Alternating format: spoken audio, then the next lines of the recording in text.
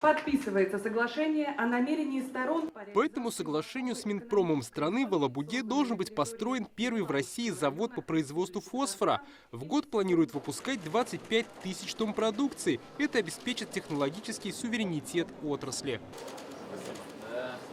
Уважаемые участники церемонии, благодарим вас за участие. Показать достижения и расширить партнерские связи призвана международная промышленная выставка «Иннопром». Татарстан представил свой стенд с крупными предприятиями и новыми бизнес-проектами. Тут и техника на газомоторном топливе, запчасти для промышленности, комплектующие для беспилотников и сельхозтехники. С экспозицией ознакомился Рустам Миниханов. Уже за 2 года выросли в 2 раза. Молодцы. Эти куда идут? Это сельхозка. Очень много сельхозпружин производим. Татарстан намерен расширять сотрудничество с Таджикистаном. Об этом заявили на встрече Рустама Миниханова с премьер-министром Кахиром Расулзадой. Сейчас совместный товарооборот 36 миллионов долларов. Потенциал в разы больше. Знаем, вы наш человек. Вы относитесь очень хорошо именно к Таджикистану.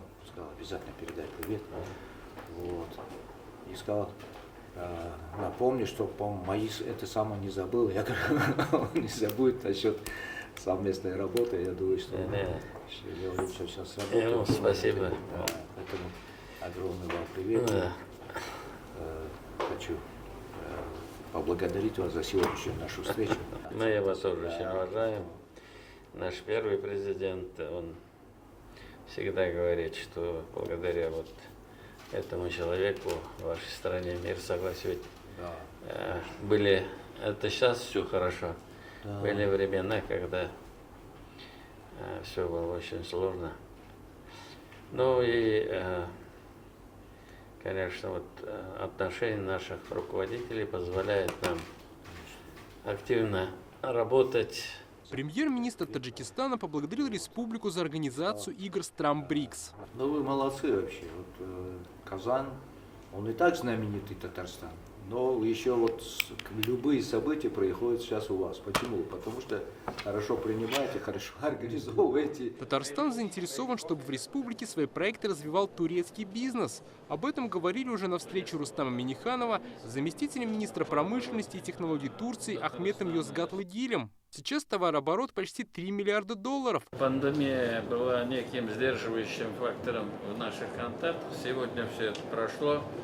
Активная работа уже с прошлого года начата. Также Рустам Миниханов встретился с генеральным директором Трансмашхолдинга Кириллом Липой. Обсудили совместные проекты в Татарстане и Узбекистане, где республика развивает промпарки. Мы хотели предложить бухарскую территорию. Еще одна встреча с руководством Уральской горно-металлургической компании. Обсудили поставку ее продукции в нашу республику.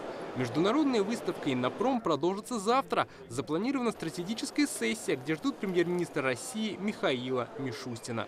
Дмитрий Айрин, Марат Хусаинов, ТНВ, Екатеринбург.